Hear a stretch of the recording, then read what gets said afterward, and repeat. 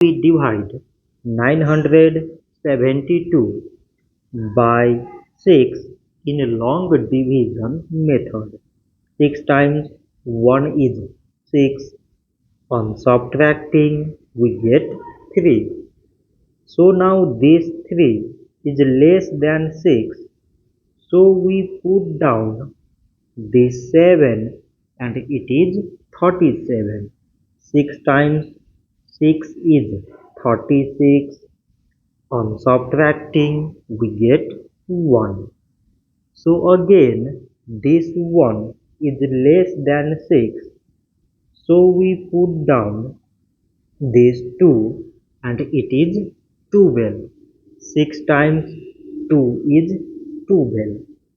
On subtracting, we get 0. So 972 divided by 6 is 162. So this much for today and thanks for watching.